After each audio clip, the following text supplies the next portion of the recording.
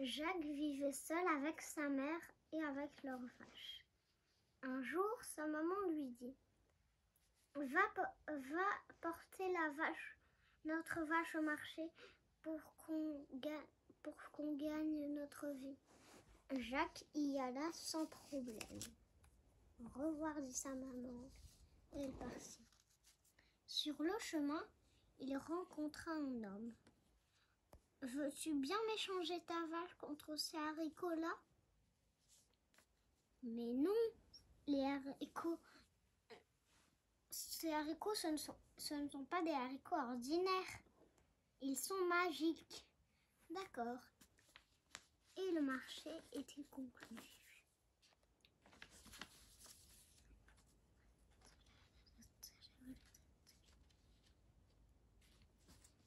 Jacques rapporta à sa mère les haricots. « Mais qu'est-ce que tu as fait de notre vache ?»« Bah, je l'ai échangé contre ces haricots. »« Mais pourquoi tu les as échangés contre des si maigres haricots ? » ?»« Mais maman, ils sont magiques. »« Non, je ne te crois pas. Tu auras au lit sans souper. » Elle jeta les haricots par la fenêtre. Le lendemain matin, Jacques se réveilla et vit un géant haricot allant jusqu'au ciel, dépassant les nuages. Il dit « Maman, viens voir. Waouh ! Je ne sais pas, j'aurais dû te croire. Ils sont bien fantastiquement magiques. Je vais monter là-haut pour voir ce qu'il y a au sommet. » Jacques monta avec sa main. Bientôt, on ne vit plus qu'un petit point vert, bleu et rouge. En arrivant au château, il était maintenant par-dessus les nuages. Au loin, il vit un château. Il s'approcha. Quand il était tout près de la porte, il toqua 3 coups. Toc, toc, toc. « Qu'est-ce que tu fais ici, mon bon garçon ?»« Bah, je veux voir ce qu'il y a chez vous. Mais tu ne sais donc pas qu'ici, il y a un ogre qui y habite. » « Non ? Bon, rentre si tu veux, mais fais bien attention. Sois prudent. » Jacques rentrit.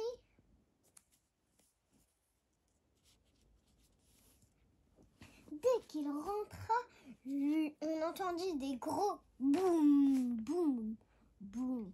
C'était l'ogre qui rentrait de sa promenade. Ça sent la terre fraîche. Non, il n'y a aucun enfant ici. D'accord, dit l'ogre. Il mangea son repas et dit « Je veux de l'or, je veux compter mon or. » La dame rentra dans le château et ressortit avec un sac rempli d'or. Elle le donna à l'ogre qui le posa à côté de lui et commença à compter lorsqu'il s'endormit. Vite, Jacques en profita pour sortir le sac à cassette et prendre le sac d'or, le voler. Comme il était bien silencieux, il avait bien pensé à refermer le sac pour pas que l'ogre entende les bruits des pièces. Et il descendit le long du haricot. « Maman, regarde ce que j'ai rapporté. Waouh, c'est trop bien. En haut, qu'est-ce qu'il y a ? Il y a un château et il y habite un ogre. Mais il est bien trop bête pour ne pas croire à la dame, à sa mari. » Quand le sac d'or fut, quand il ne restait plus qu'une seule pièce d'or, Jacques décida de retourner au haricot magique. Il grimpa et arriva au sommet. De nouveau, il toquait 3 coups. Toc, toc, toc. La dame lui ouvrit.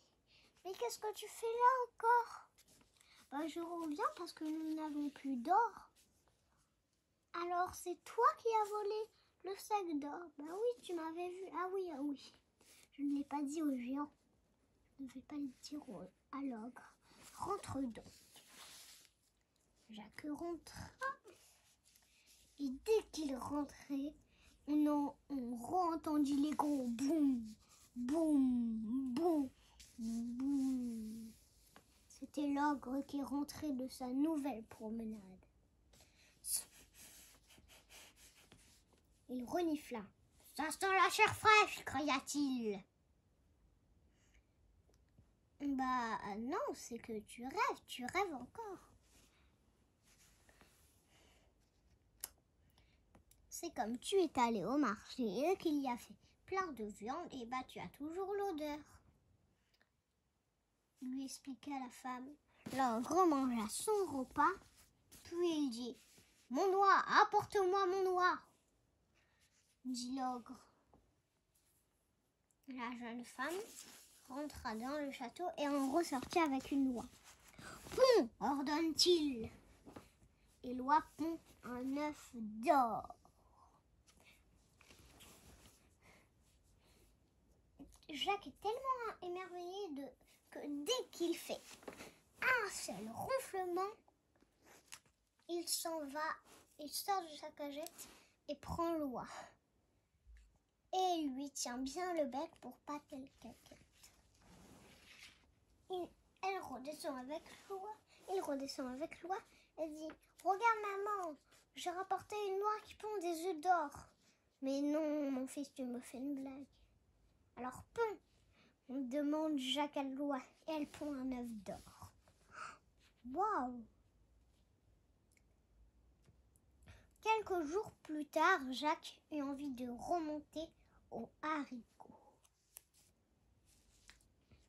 Mais pas avec l'oie.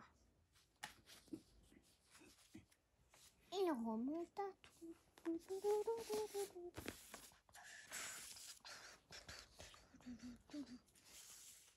Cette fois, il ne voulait pas que la dame ne voie qu'il était là.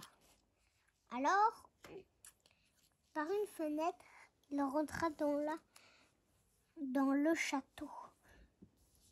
À peine avait-il rentré dans la fenêtre qu'on entendit des gros boum, boum, boum.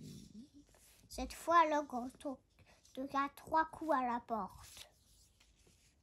Ogre! Ça sent la chair fraîche, créature. Mais aujourd'hui, il n'y a personne. Tu as encore l'odeur de la viande du marché dans les narines. L'ogre mangea son repas et il dit « Apporte-moi ma harpe !» La dame lui apporta une harpe toute en or. Jacques était émerveillé.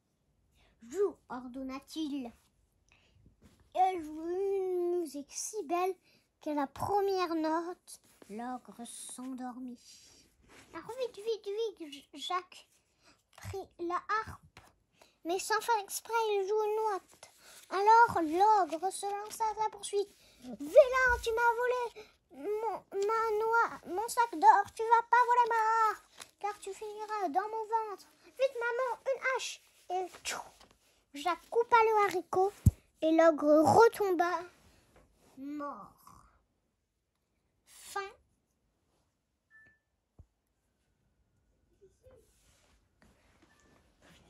Oui.